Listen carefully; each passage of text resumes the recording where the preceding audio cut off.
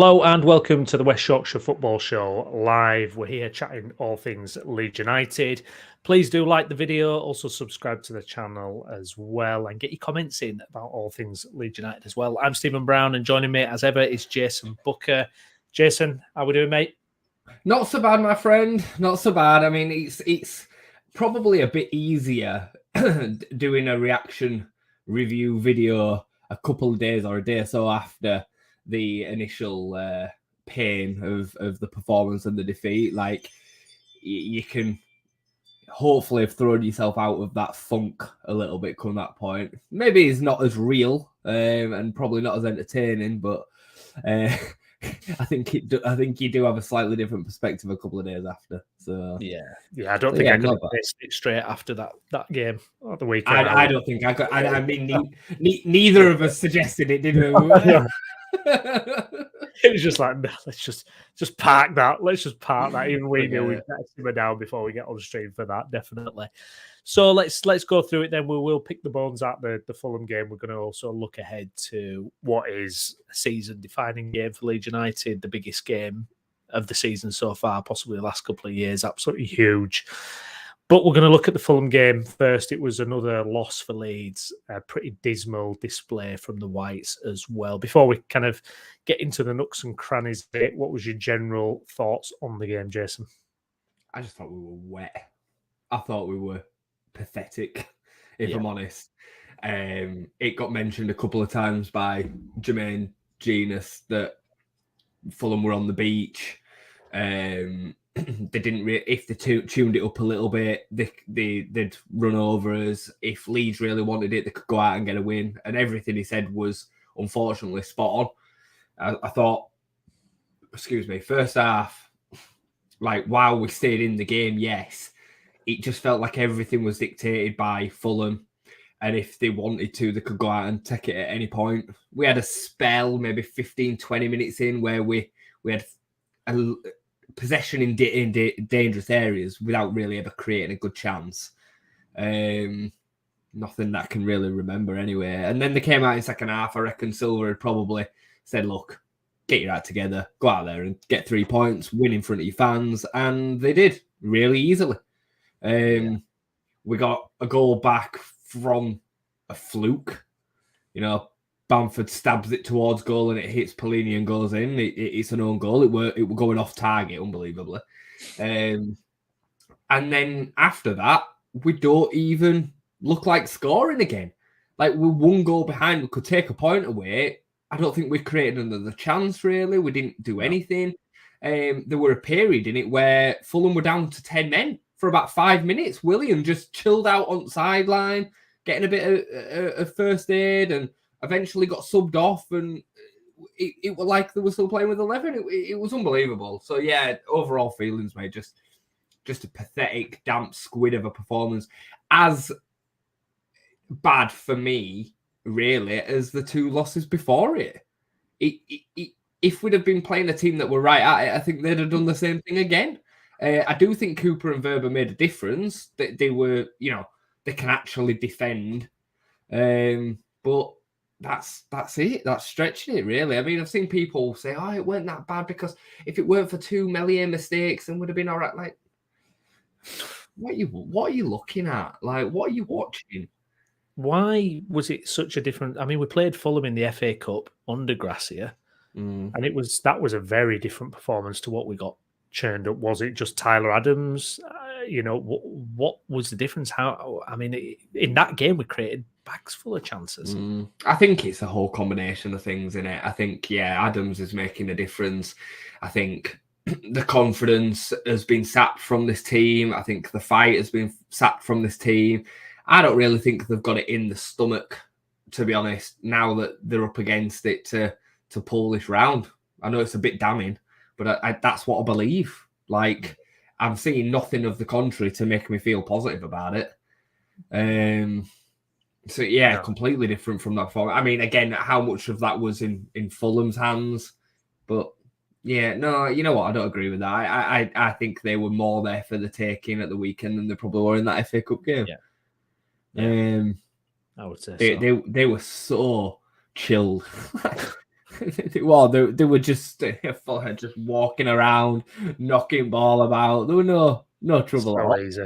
Yeah. So easy. You got, how old is William? 35 or something, and he's just, and you got Rasmus, who's like beavering around doing nothing, and you just think, what is going on? Brownie, there were a moment in the first half where he dusted him. Like, he squared Christensen up, and he was maybe 5 yards away from Christensen, and he knocked it past him towards the byline. And before Christensen had even managed to turn, William had got the ball again, and he was at the byline. He was so far away from him. It's like, come on. I mean, Connor says it all the time, but he's just not a Premier League footballer. He's just not a Premier League footballer. Like, I can't even explain how he's ended up playing Premier League football. He would probably look out of place in the Championship, Christensen. I don't think it's a lack of effort. He tries. I do think his heart's in the right place. He's just technically horrific. I mean, it's just, it's staggering, isn't it? I mean, it literally, his idea when he gets the ball is just to bang it as hard as he can up the field. Like, I heard it mentioned on Square Ball, it's like a 90s fullback who's just head down and wallop it. And you just think, what have we bought here? He can't wait to get rid of the ball, can he? We only signed him for what, 10 million, and even that seems like a rip-off. Do you know? I can't believe that Dortmund and Brentford were legitimately in for him as well. Like, I can understand Orta getting it wrong, but again, this is why you can't be led away by stats, because he scored 10 goals and got 10 assists in Austrian League last year. So on paper, it looks all right, even in a substandard league, but my word, that guy is miles off it. I understand why he came in. I think he had to come in with how bad Ayling had been, but I think Ayling has to come back in. I did think that. At least with Ayling, the attacking threat from Ayling is, well, there is one. There is one from the start, even though, you likely concede some big chances for it. Elsewhere on the pitch then, Willie Gnonto, where is Willie? What is going on? I mean, when you saw it and he's not starting again, and then he doesn't get on until 10 minutes left or whatever it is. I mean, what were your thoughts with that? It's clearly had a falling out, hasn't it? They've clearly had a fallout. I mean, even before Gnonto's injury, he was getting hooked at 60 minutes, 65 minutes. And sometimes, I mean, I've come on here and I've said out loud that a lot of the decisions made sense in the moment, in isolation. And some of them have been proven to be right as well. Like, we went on to either win games or get goals after these substitutions have happened. Clearly, after that injury, something has happened between the two of them. And he ain't playing him. And I mean, I think, I've mentioned about when he brought him on against Palace and Liverpool, and it's almost disrespectful. Like, I don't understand what the reasons are. Like, he's an Italian international. He doesn't need 10 minutes off the bench to build first team readiness when you're 5-1 down. You're just turning a really vital player offside. So, yeah, it's a strange one for me. And I mean, Gracia... I've lost my patience with Gracia. He's really, really irritating me with these starting lineups, I've got to say. It's winding me up. We're only a few weeks out now from when me and you were saying we felt lucky, it was the right appointment, given the situation and whatnot. And that's how quickly football can change. And the fact is that since we were saying that, Forest at home, there's been a lot displayed that has gone the other way with him. And now some of his character flaws are then being scrutinised, and rightly so. His lack of passion, he's some of the stuff that he said in his post-match presser. You always miss players like Gnonto when they're not playing. Like, you're not talking about a bit part player. You're talking about our player that has carried us all season. Yeah. And again, an Italian international. Like, this kid's no mug. Like, he's the potential to be a wonder kid. So yeah, I mean, I do think he's made changes to try and change it. Like, I wasn't against what he started with Verba and Cooper. I understood it. It made sense. And it might not have been what I'd have done, but I'm saying it from a management perspective, it makes sense. But it's inexcusable to not start. It's like Jesse Marsch not starting Rafinha last year. Yeah. It's nearly as bad as that. Like, would have been losing his mind. It's similar to that. The only difference, I suppose, this season is we have got other match winners. Sinistera, Somerville's come on and whatnot. We have got other players that play in them positions, but it's frustrating me as well. Yeah, I mean, did you see? I saw a bit of his press conference today, and to me, he just looked downbeat. If I'm a player watching that, I'm not beating my chest, thinking, "Right, come on, let's have this." I'm just thinking, guy's not even going to have the job next summer, and I think that's affecting things. He looks down. I think that's down and crestfallen. As soon as we lost 5-1 to Palace, I think he just saw the job go. Now, I hear him about, he's having 3 hours sleep a night. He's at the training ground all the time and all this. God knows what he's doing because we're not seeing it on the pitch. But not playing Nonto. This thing as well, and we've seen it so much, but it's like Jack Harrison. And he's signed his new contract and he's offered bugger all since he got that new contract. I was happy he played Somerville. And Somerville were bright for 20 minutes and looked like actually the only offensive player who was going to do anything. And then you've got Rodrigo up front, and it just felt like you've got Rodrigo up front, and it's just the wrong type of game for him. I mean, he can't hold the ball up. I mean, how many times is he going to do that where he does a one-touch pass with his back, and he never gets it right, and it always loses the ball? How many times has Grassy got to watch this? For me, and I know we take the mick out of people who are like, right, play the kids, play JB and play all this. But for me, I would really and seriously start Rutter up front on his own. I really would, Jason, because I just think something different. I hear it. Look at Rutter's portfolio. And one of the reasons why we got him is because his dribbling's insane. He needs a full game. Look how good he was against Fulham in that FA Cup game. When he had a full game, he can't just come on 10 minutes, 5-1 down, and give him a game. I think he can play that 9 role as well, Browne. Like we've seen bits that show that he can play with his back to goal. He can hold the ball up.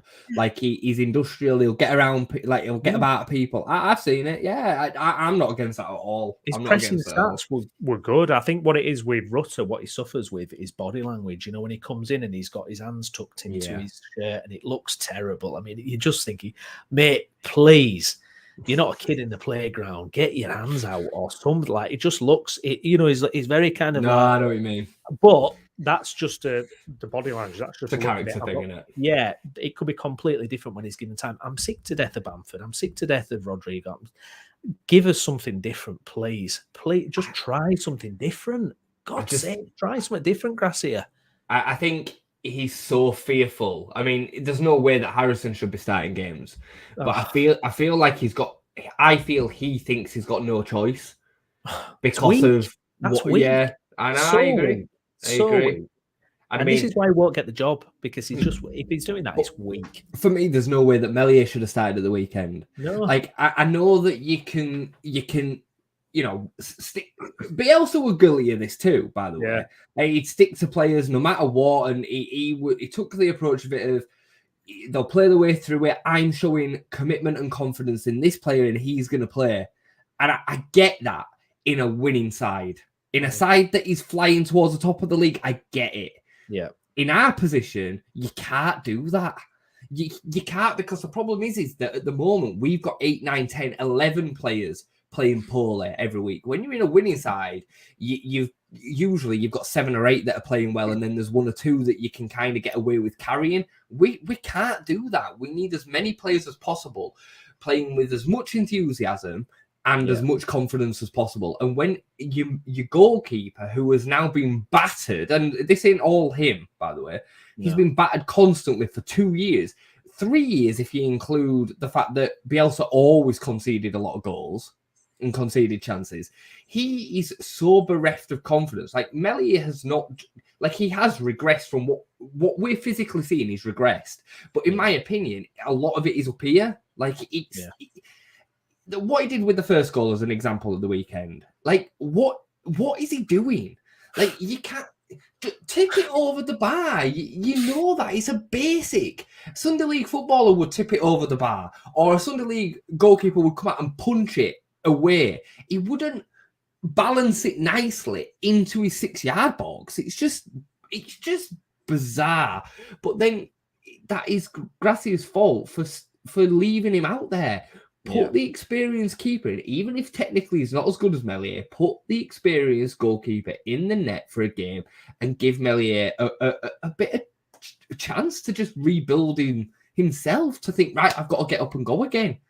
Yeah, it's the bland statements as well about Meslier that he comes out with after. It's about trusting all the players and all this kind of boring kind of, I don't know, nice and calm kind of. Actually, I want some blood and thunder now, Jason. I want some action. I want to see some passion. I want to see some effort, because that was not even lukewarm against Fulham. No. It was insipid. I mean, do you see our build-up play? What was our build-up play? We knock it about at the back, and then we had no idea what to do with it. We're terrible on the ball. Weston McKennie's hiding, and we'll get to McKennie. Yeah. He's hiding on God knows where that guy was on Saturday. I just don't even know what that was. We're terrible on the ball, though. What are we trying to do? And now Gracia's going, our best asset, if you look at the attack that we've got, Somerville, Monto, Sinisterra, Rutter, Rodrigo, Bamford, Harrison, Aarons, got so many options up front. So what's our tactic? Sit back, sit back, sit back.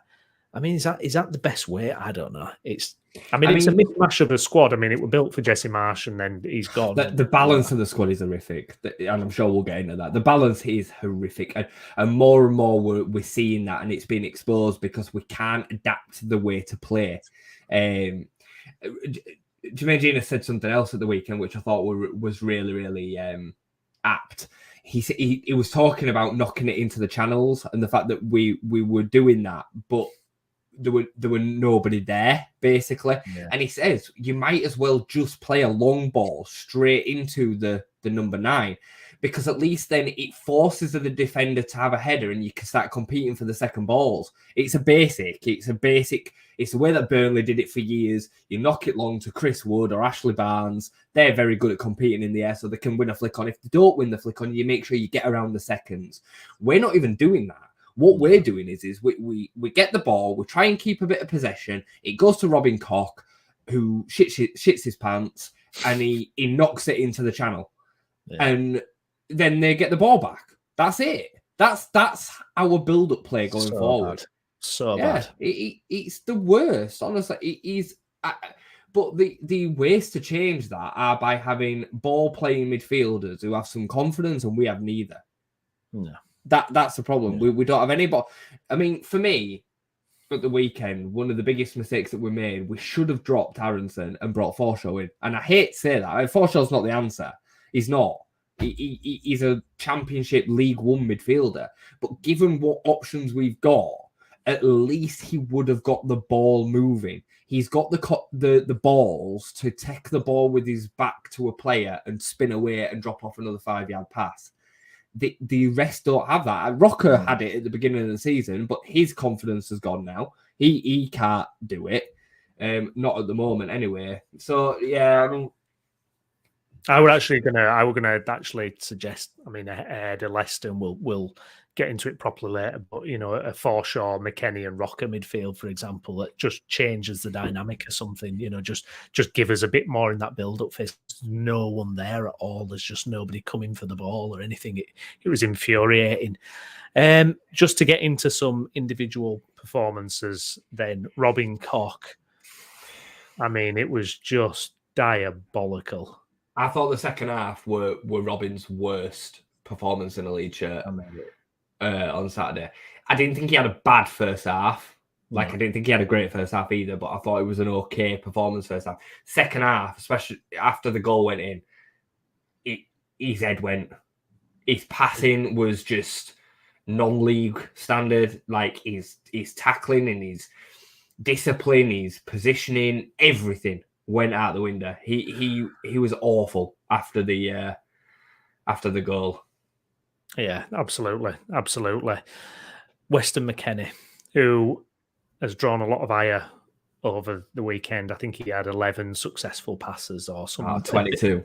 Yeah, some abysmal stat like that. And just from the eye test, it was absolutely woeful. This is a midfielder with Champions League experience, Champions League games under his belt, played for Juventus, played for Schalke. What was that? It was non-existent, I didn't think. I didn't even see him in the first half. No, I didn't. It was like he wasn't there.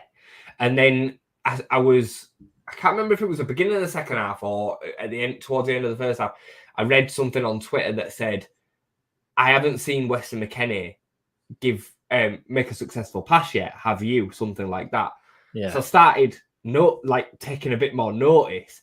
And the next 3 times he got the ball, he gave it away. One of the times it went out for a throw-in, 5-yard pass, and he played it straight out for a throw-in. And I'm thinking, holy shit. Sorry, I'm swearing a lot tonight. Fine, we expect it. What is this? And I mean, for me, he just don't want to be there. He's probably not wanted to be there from the second that Jesse Marshall's got sacked. And I know he's had a couple of good performances since then, but I'm assuming that the landscape has changed dramatically for Weston McKennie since Jesse Marshall's sacked. And then just again, it comes back to horrific recruitment.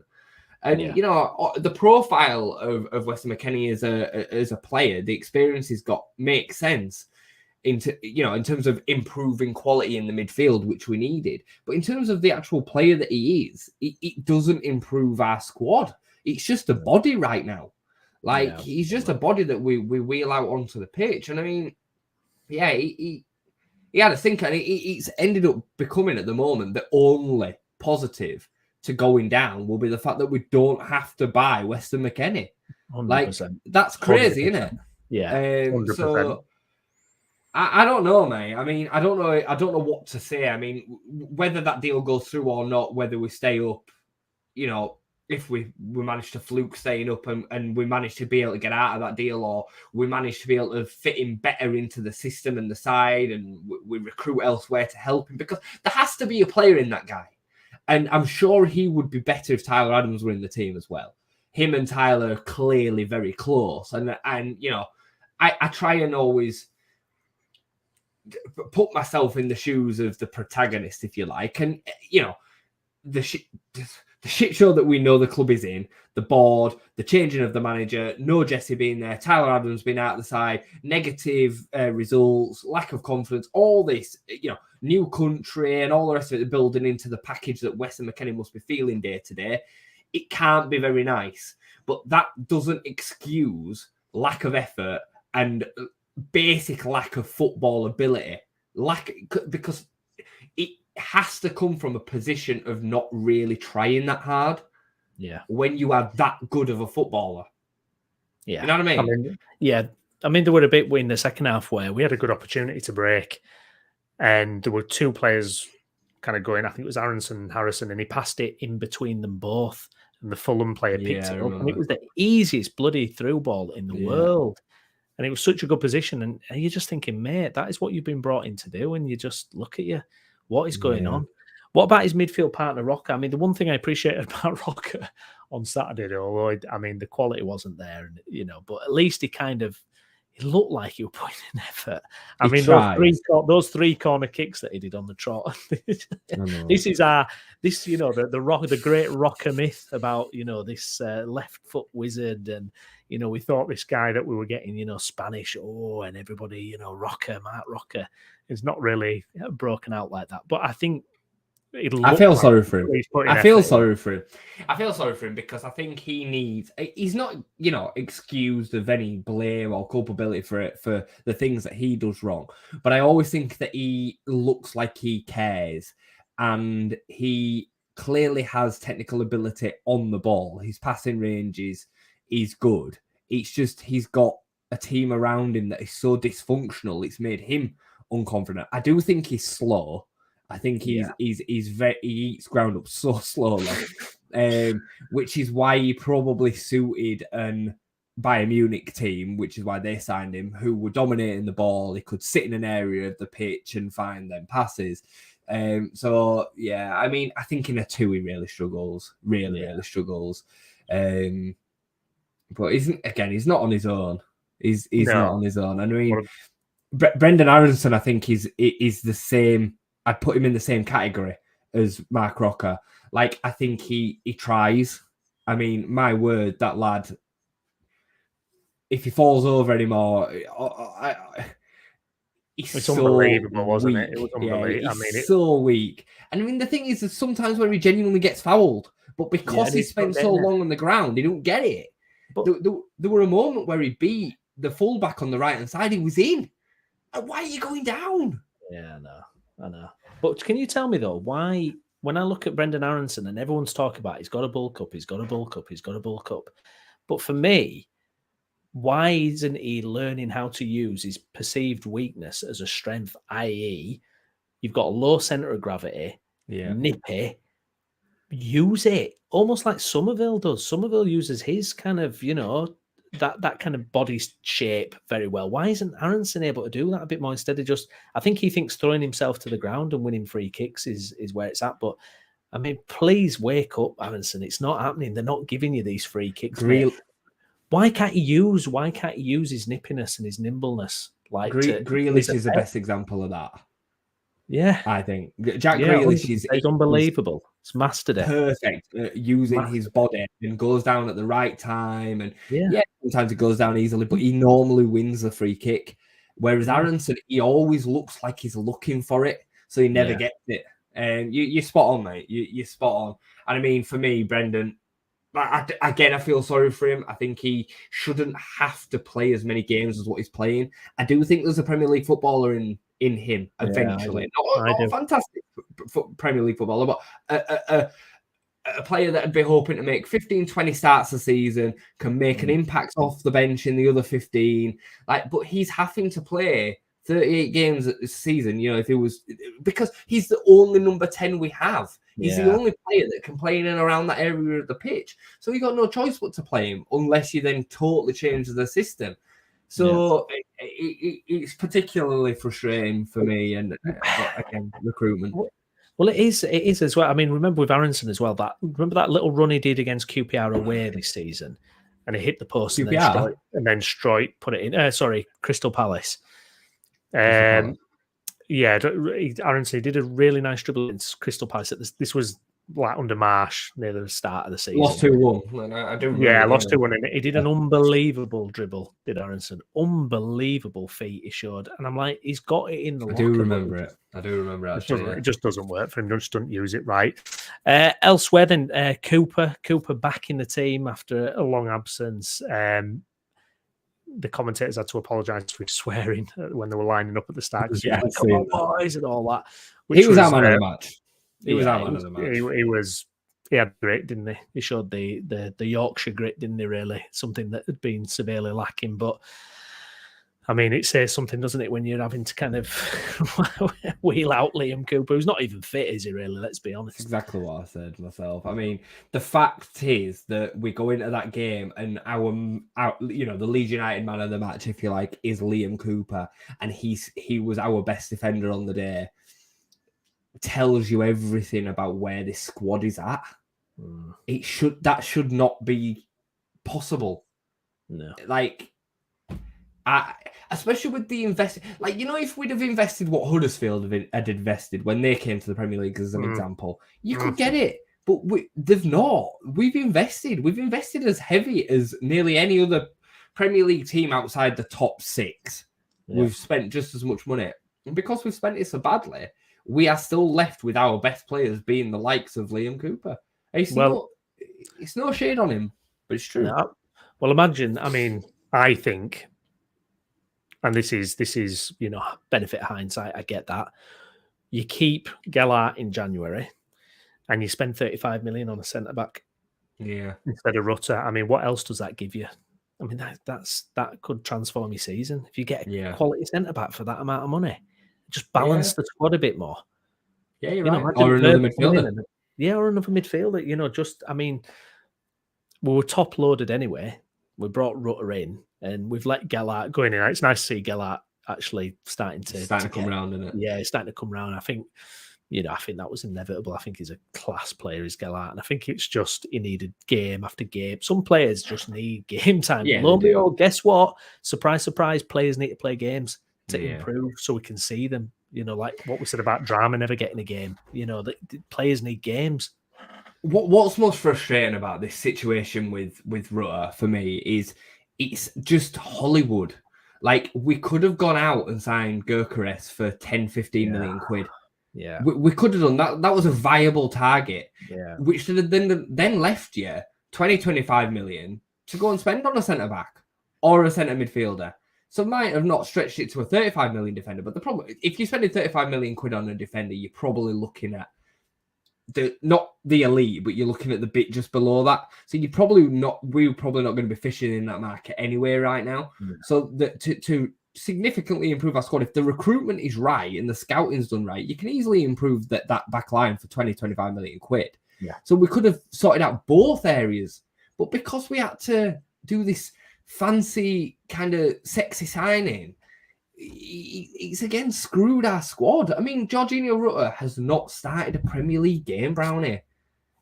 It's not the kid's fault. It's not. It's just that is not what we needed when we desperately needed recruitment in January. It blows my mind. I mean, come the summer, how much is Jorginho Rutter worth?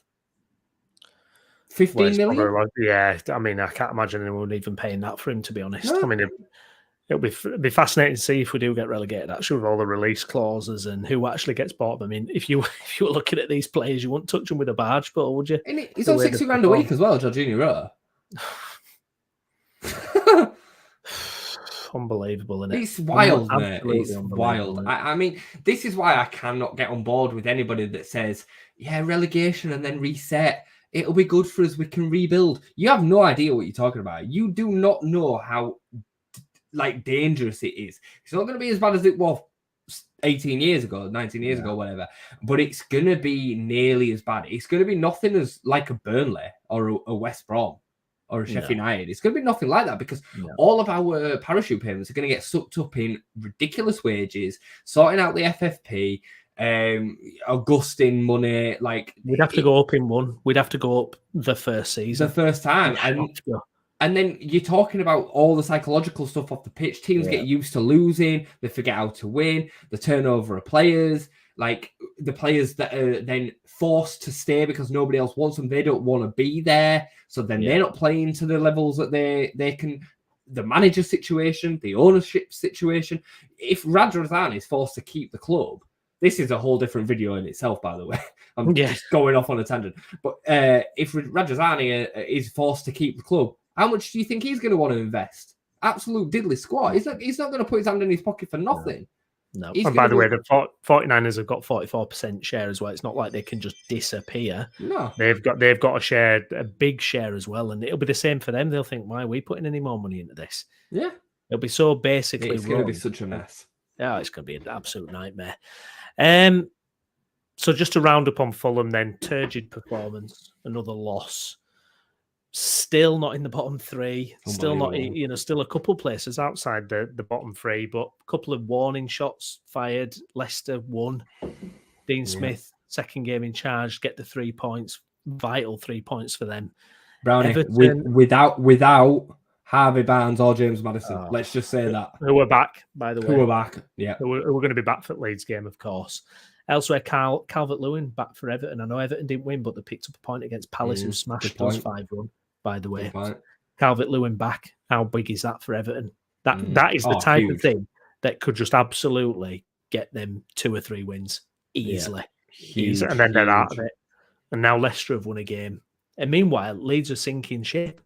Not even in the relegation zone. And we're playing like we've given up. I just don't get it. I don't get what is going on. You're not even in the relegation zone, lads. You're not even in the bottom 3, and you've just given up. I don't get it, Jason. I'm so angry about it. I'm so angry. I'm saying. I'm loath to go steaming in on Javi because I don't. I said to you before, I thought we'd gone. I said we'd go down. I thought we'd go down under Marsh. So for me, it was still the right decision to sack Marsh. That's never in doubt. We should have done it earlier, and then we should have made a better job of recruiting the new manager. So I am loath to slam Javi on it too much. But for me, to give us any sort of opportunity, we should have sacked him after Liverpool, directly after. And we should have made a kamikaze appointment to just try one more roll at the dice to get a reaction. And the fact that we had such a turgid performance on Saturday tells me I was right, because there was no reaction there. Like, the 2-1 scoreline is not a reflection of a reaction by Leeds United. It was a reflection of Fulham being on the beach, for me. Like, we were so passive. We were so poor. They were there for the taking, and we allowed them to just walk away with a 2-1 win. Yeah. So 100%. Even when we scored, we didn't look like Pat kind of ran towards get the ball, but the players didn't look like, oh yeah, come on, we're back in this game. There were none of that. Look at Southampton. Look at Southampton, who are dead and buried, by the way. Like, they're down. They pull out the performance that they did on Friday away from home against the best team in the country this season. And the reaction when they conceded that third goal, bodies everywhere, heartbreak. They were, players flying everywhere to make sure that they didn't concede and lose that game. We wouldn't have done that. We wouldn't have been anywhere near that game. And that's the team that are the worst in the league right now. They're the bottom. So, for me, I would have sacked him, and I don't know. It's not my job to get it right who to bring in. No. But there's got to be somebody that could have come in short term that would get a stimulus. Yeah. But like, do you go like the crazy old school, like Allardyce or something, or you just go Ranieri or something? What's he? I think we're that desperate. I think we are that desperate to stay up, and everything. For me, it is so important that we stay up that I'd have tried anything. Like, he's on a flexible contract. It's not worked. You've lost 2 in a row by 11 goals at this stage. We need to do something else to give ourselves an opportunity. And, I mean, you can't sack him. Now that we haven't sacked him, you can't sack him now. No. That's it. It's screwed. That option's now gone. So you have to hope that it just pulls round. But it's so unlikely. It is just so unlikely for me now. No, it's a completely dead team. They look dead. I mean, they do. They're just so passive, like you say, and they can't build up attacks. And it just looks like nobody gives a shit. It's crazy after Forest Browne. Yeah, it's crazy that Palace performance and what happened came so close after the Forest result. And they had to have put it out there. The performance was good against Forest. And Forest have shown since then that they're capable of having a go.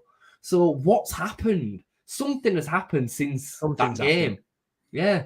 Something's happened, because I've never, ever, I think you mentioned this on our last stream, I've never, ever seen a team collapse like this when you're not even bottom of the league, or you're not even, it's just absurd. I mean, our goal difference was the best of the bottom 6. Yeah, now it's the worst. It turned around in 2 weeks. In 2 weeks, it's turned around from the best to nearly the worst. Yeah, not the worst, but nearly the worst. Isn't it? Nearly the worst. Certainly the most goals conceded. I mean, it's just bloody bonkers. Crazy. So we've got Leicester tomorrow, a huge game. I mean, I just have no optimism at all, especially if Cooper and Verber, who are rumoured to be out for the game, if they are out, why even give yourself a hope? Why would we do this to ourselves? For me, do something different with the team or the formation.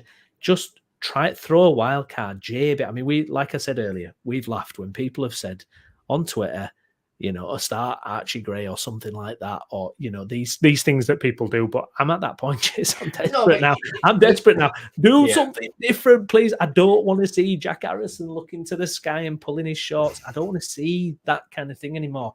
I just don't. There's a line to it in there. Like, it can't be the answer to always throw the kids in. But I get why you are where you are.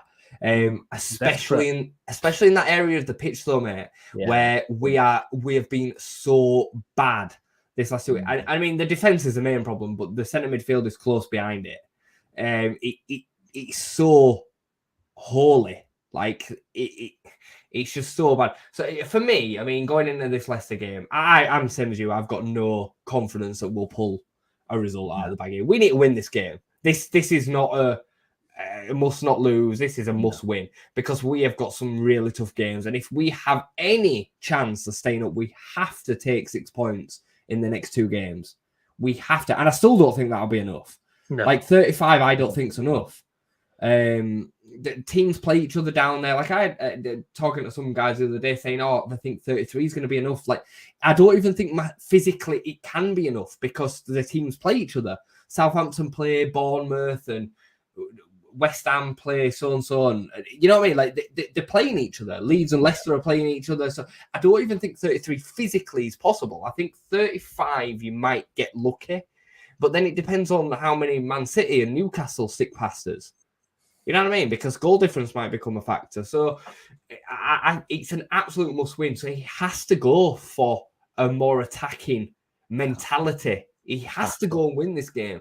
I do think that even with that, just a bit of a caveat, that we should start with 3 in the centre of midfield, drop Aronson. I would start Forshaw over starting JB or Gray. But just because the experience element of it, like it's nice to have the legs of a JB, but we don't know how good he is. It's quite conceivable in 2 seasons' time that JB will be playing non-league football. I'm sure he won't, but there's a chance. That's what happens. Yeah, that's what happens with these kids. So we don't know exactly where he's at yet. I mean, I saw the clip of Archie Gray score a fantastic goal for the 21s. That goal. But it's beautiful, it is, but at the same time, he's bodying 16-year-olds. You know what I mean? And the lad is clearly very gifted, but it's very different doing that in PL2 than it is doing it in the Premier League. So to throw him in, you might kill his confidence and he never recovers. I'm very cautious with it. So I would start Forshaw. You've got to start McKennie and Rocky. You ain't got a choice because we haven't got the squad to do it, Brownie. Yeah. Like you ain't got the options to put anybody in there, and you've got to start Nonto. And you for me, I would start Nonto and Somerville. Give us as much 100%. Direct, bloody attacking intent, a confidence, arrogance almost. As possible, and you start. And both of them are wishy-washy at the moment, but you start Rodrigo because he's the most likely to put the ball in the net. Out of him and Bamford. And that's my take on it, mate. I'd start Robles as well. Yeah. Would you have Firpo back in at left back? Yeah, I'd have Firpo, Ayling, Koch and Verba. I would still probably go back to that. I know Cooper had a good game the other day, but I still think that's our best back 4. What the hell do we do if Verba's out though and Cooper's out? I mean, well, is it strike and Koch? Oh my Lord. If they're both out, then I mean, again, you got no choice, have you? Just one thing I will say about Archie Gray as well, that unbelievable worldie that he scored. If we go down to the Championship, there's about a 90% higher chance that one of the big boys takes him within 18 months. 100%. Do you think Archie Gray is going to be in the Championship? He's going to be elite. Is that lad? You know, he'll get picked up by. He will. He'll get picked up by a team, and he'll get loaned out into the system, and who knows how his career will develop. But that's what will happen. That's what nearly happened with Calvin Phillips the season that we didn't go up. That's what happens to your best players. It happened with Jack Clark. He didn't progress on, but again, these examples go on and on and on. Championship. Lewis Cook, Sam Byram, can go back as far as Matt Kilgallen. Like the list goes on. Fabian Delph, probably the most talented Leeds youth player I've ever seen is Fabian Delph when he came through. He was light years above. Anyway, that's proper glory days, is that? But and that will happen because money, exposure, playing to the highest level, winning things like. I seen somebody earlier saying, surely if Calvin leaves Man City, he'll come back to Leeds. And I'm like, what planet are you on?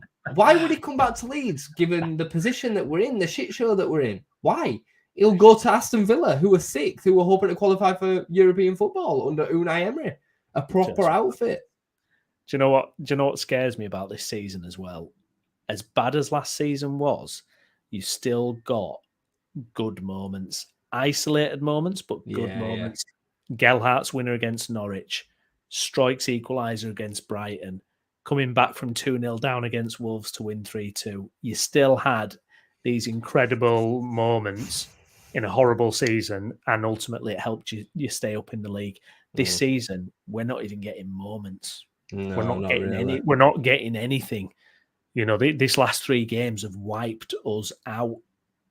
Mm. We had like you say, we had a decent performance against Forest. Gracia picked up 10 points, and you just thought we were heading in the right direction. We looked like kind of solid in a way. We looked like we weren't conceding many. We looked like we're on it, and then it just feels like everything has fallen away now. Oh, it's crumbled. It feels like the last bits of the Bielsa castle have disappeared.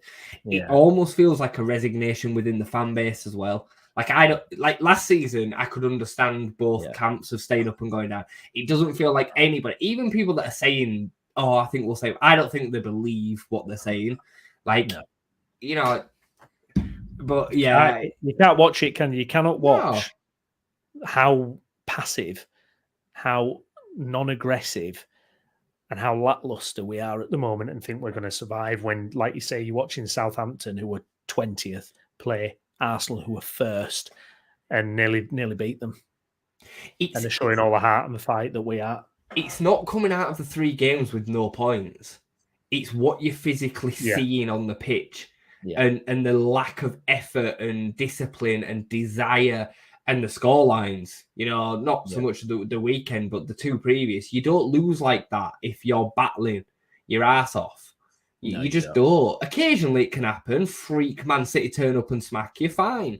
But Palace don't smack you like that. And out of form Liverpool don't smack you like that. And like I say, Fulham sauntering through that game at the weekend. I mean, could have had Mitrovic. Oh, God. Can you imagine if they'd have had against Koch? It'd have been a murder. Tim Ream and Tosin had never had an easier game all season, I don't think. No. Coasted through it.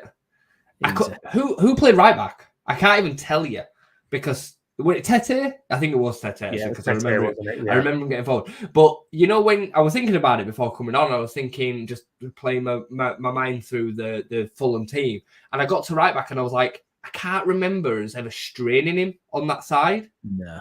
I remember Somerville testing Robinson a couple of times on the left side, but the fact that I couldn't instantly remember him tells me that we just didn't give him any problems. No. You know what I mean? So it's the performances, it's what we're physically seeing that's leading us to the feeling that we are going to be one of them 3 worst teams. I had this feeling from before Gracia, you know that, and I thought it was too late, and because of the games that we had left and the games that we'd passed up. And what's happened, even though we had that spike, what's happened now has shown that I was probably right in that this was always going to happen with this team because they are imbalanced and fragile mentally. The imbalancement in terms of the options that we have to change it when things are not right. And we just don't have it. We don't have it. And the teams around us are so much better than they were last year. Well, I think this is why as well people are so annoyed when you don't play Nonto, because he seems like one of those players. He's got the confidence. He's got the youth. And I think that's what it almost is, looking at other areas of the pitch as well. It's like, can we bring a JB in or can we do something like that? Or maybe Rutter up front, just where it's different and maybe they can bring something to the team that this lot currently can't do. They look broken. I mean, if he starts Harrison tomorrow night, I mean, just forget it. Why would you start Harrison? How would Harrison justify a start tomorrow over Sinisterra, Somerville, Nonto? There ain't a single one of the teams around us, Brownie, that wouldn't play Nonto if he were in their side. There ain't a single one of them. Even West Ham. No. Even West Ham had start him week in, week out, I think. Yeah. So, yeah. I mean, you're right. We have suffered how many times do we say with Bielsa certain, choices? You're like, come on, Gellert. I remember me going crazy for Gellert to get more minutes under Bielsa. And it didn't happen. But obviously he had, so much credit in the bank, whereas now it's just a dead club. In terms of what Leicester will bring, then obviously they've got a couple of big guns coming back. Madison looks as if he's fit. Barnes looks as if he's fit. I mean, Harvey Barnes, he's a nightmare for Leeds, isn't he? Every time. The one player that they've really missed that's come back in as well, and it'll go under the radar, is Soyuncu. Yeah. I've got a couple of Leicester friends as part of a football group, and they were saying that apparently Rodgers had fallen out with him and he was being left out of the team, and he's come back in over the last couple of weeks and really stepped it up. So, and he is a class defender. If he's on it, he's quality. Yeah. So, and against either Rodrigo or Bamford, like it's at the moment, it just feels like an easy day out, doesn't it, for a centre back? So, yeah, Maddison has got the capability to probably play for any team in the Premier League. To be honest, he's an absolute class act. I think his attitude and injuries are probably the only reason why he's not at Man City, because I think he's technically as good as anybody really in the league. Like in that 10 role, I think he'd slot into Arsenal perfectly. Yeah, an Odegaard kind of Smith Rowe kind of option. He's fantastic. So yeah, and Harvey Barnes, I mean, he's a class act, but he seems to turn into prime Ronaldinho against us for some reason. Like he's just so good. Ever since he should have signed for us. I mean, did he sign for West Brom instead on loan? We basically had him through the door. I think he was here, and for whatever reason it didn't happen. I think it would be Elsa season 1.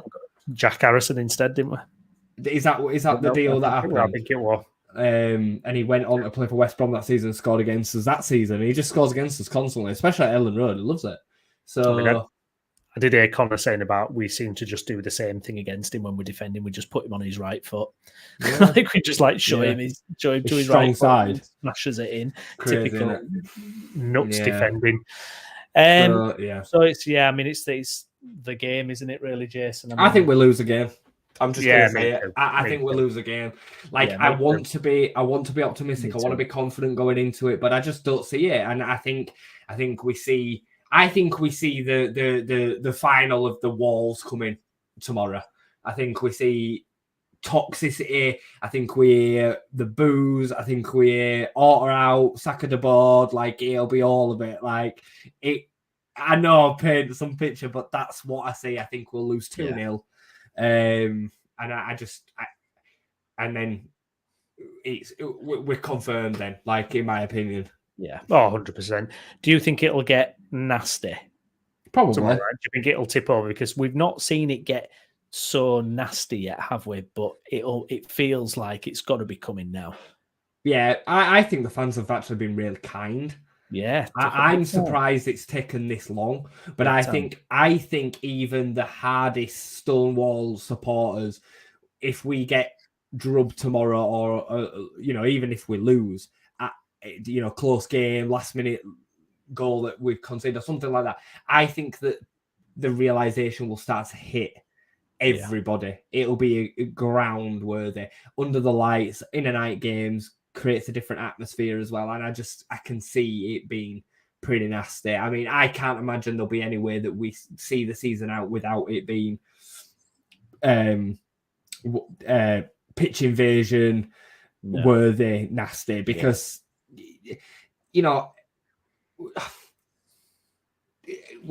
we have a lot to be thankful of Rajazani especially, but when you are so self-destructive as well and you throw it all away, it makes it worse than not having it at all. Would have been better staying in the Championship than having this and then going back down. And it's the mismanagement, it's the abuse of the funds and the trust that we have there, So it's going to be rough, mate. It's going to be rough. Well, it's compounded as well when you see Newcastle and you see Aston Villa doing so well, who are kind of there's a similar vibe to them clubs as there is Leeds, just sleeping giants, etc. And they're charging up the league, surging up the league, and Leeds are just, like you say, hitting the self-destruct button at the worst possible time, and it'll feel like all for nothing. And we'd have to come back at the first time of asking. That's what we'd have to do, and this club just ain't it. It's not capable. It's all the other things attached to it as well. Like I was talking with one of my best friends the other day, who me and him used to go together to all the away games, season ticket holders. He watches the show sometimes as well, and he was saying that he knew that the board were what they are when all that came about with the badge. Now, for me, like, it was stupid, it was a bit naive, and they backed out of it and got away with it. But it's another just thread of the needle.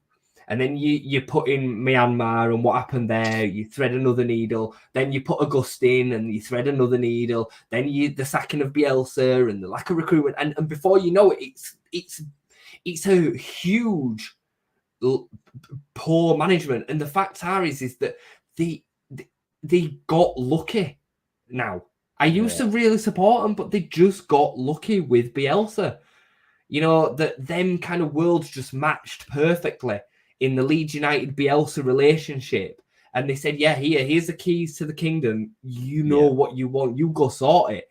And that is the only reason why we've ended up having the 3 years of success under Bielsa, and then we find ourselves back with a Premier League version of the shit show that they were doing before Bielsa. You know, it's just grim, isn't it? It's just it's really. To be honest, I think you've perfectly summed up the whole thing then. And for me, it just feels like it's all going to be for nothing if we just go down meekly. Like, I just think it's absolutely pathetic. Just looking ahead, then it's I mean, another huge game at the weekend. But if tomorrow doesn't go right, forget it. It doesn't matter what happens against Bournemouth. But it is Bournemouth on Saturday. Or Sunday, is it? Let me have a look. When is it? Sunday, isn't it? 2 o'clock. Sunday. Now, Bournemouth got spanked by West Ham at home. Bit of an odd result. One of those results that you thought, oh, West Ham bouncing, flying high though after winning in Europe, weren't they? So yeah, that's it. Absolutely. I mean, it doesn't almost feel worth talking about it, does it? Because if we lose tomorrow, it doesn't really matter, does it? Because we're talking about we need 6 points from these games or whatever. We ain't getting 6 points. These lot are not getting 6 points. No, we'll be lucky to get a point. Yeah, they've got to go out and show. The only thing they can do to recover this or get any semblance back is they've got to go out there and fight, and they've got to find a way to win the game. Yeah, I agree. But I am not going to spend all day tomorrow. Yeah, you are. It could happen. It could not. Do you know what? They've absolutely killed my spirit. They've killed my. Even Saturday, you gave it, man. Yeah. They were going to beat him today. I said no, Brownie.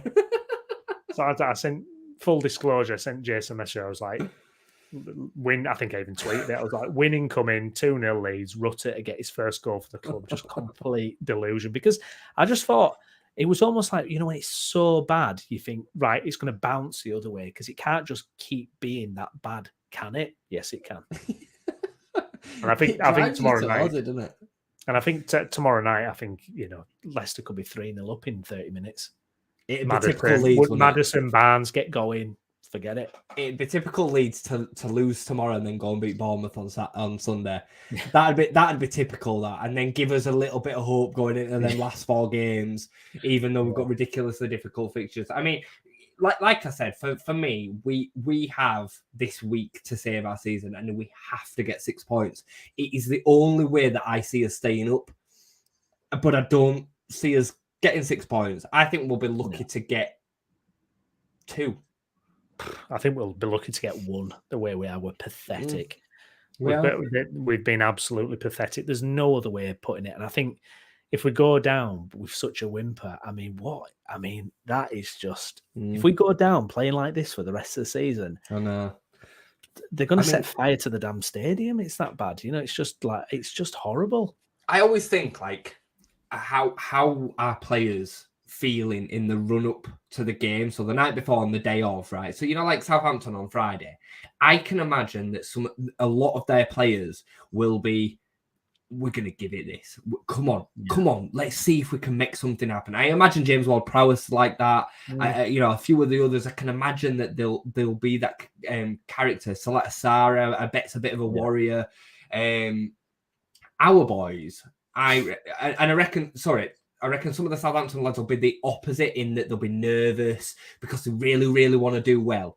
I think we've got 2 types. I think there'll be the nerves where they can't control it, to the point where they can't control it, and there'll be the ones that just don't care. Yeah. So your Weston McKennies and players like that are just like, meh, whatever. And then your players that can't control it, like your Jack Harrison, like your Brendan Harrison, like your Luke Ayling, I think's like that. Yeah. You know what I mean? 100%. So, and that is just a terrible mixture of ingredients. I think Meslier, is a bit on the first. I think he's 1 foot out the door. Rodrigo, I've always thought that he represents as well as a captain when he captains a team. But if Leeds get relegated, he'll get a 8 million quid relegation release clause, something like that, probably. And he'll be back on way to Spain earning money that he's earning, and Leeds will just be a chapter in his career. That's it. That's just the truth. Yeah, absolutely. Absolutely. Can you imagine, by the way, if we go down, what type of show we're going to be doing then? It's going to be a post-mortem. It's going to be just like looking at the whole thing and it's going to be a dissection. It's going to be awful. It's going to be absolutely brutal, mate. I'll tell you now, and this is my feeling. I said this the other day to a couple of friends. If we go down, I would be more worried about a back-to-back relegation than I would be thinking that would stand a chance of playoffs or promotion. Yeah, being deadly serious. I think we will finish between 17th and bottom in the league. Well, you'd have to get an unbelievable manager in. You'd have to, I'm talking about what Vincent Kompany did at Burnley, and I'm talking about what Bielsa did at Leeds. If you don't get that level, then forget it.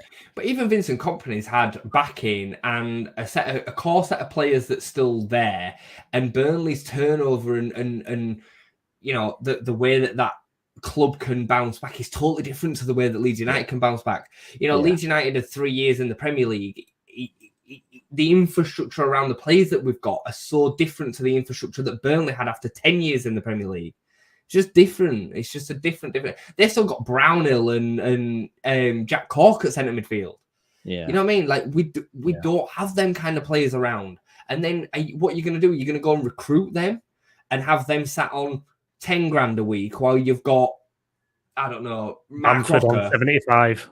Yeah, Mark Rocker earning 50 grand a week, who don't want to be there, wants to get back into European football. It's such a mess if that happens. I mean, the mess and the post-mortem that we will have to have if we stay up is massive.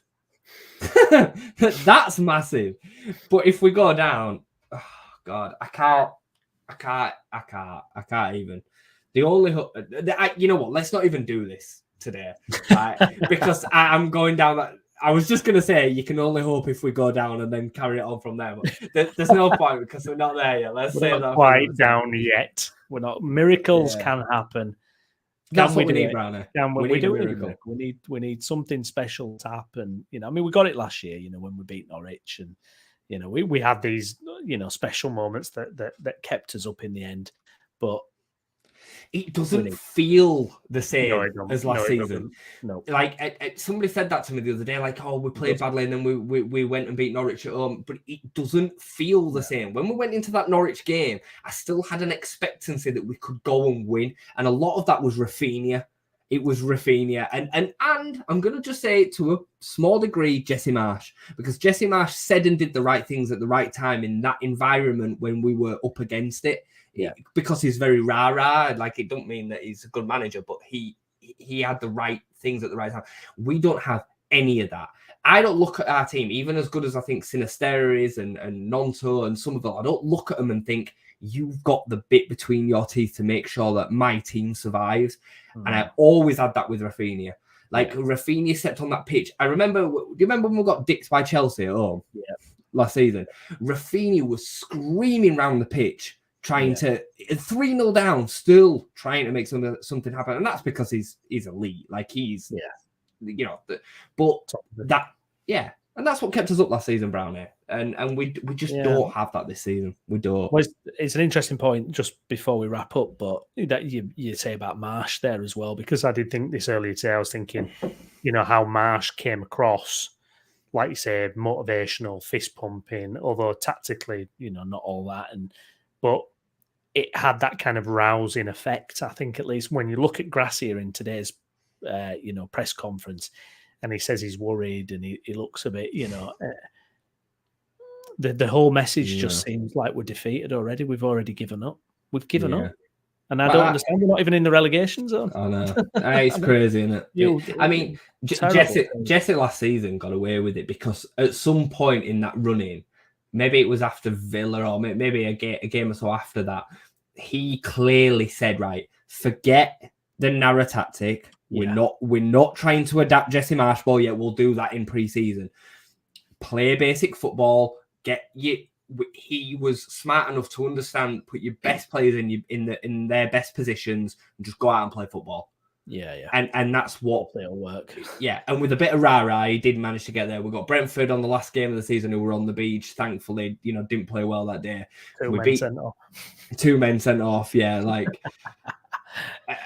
we had what happened at Wolves. Like, let's be fair, we were losing that game comfortably until Jimenez got sent off, and we beat Norwich at home, who were horrific, and we needed the 95th minute to do that. So, we don't have that. We don't have any of them luxuries this season. None of them. And this going back to the rah-rah Jesse Marsh, that's exactly why I said it probably have been a wise decision to have sacked Gracia after Liverpool and bring someone in that could just man manage the people for the rest of the season and just try and get them playing. Yeah. Wanting to be on the pitch rather than hiding. Neil Warnock, is it too late? I don't know if I don't know if I could do that, but I would if it meant that we stayed up. Yeah, I'd hire anyone at this point. I tell you, blimey, Steve Evans, I'd even hire at this point if it meant we stayed up. Where is he nowadays? I don't even know where he is nowadays. I think he's down at bloody what is it? Is it Gillingham still?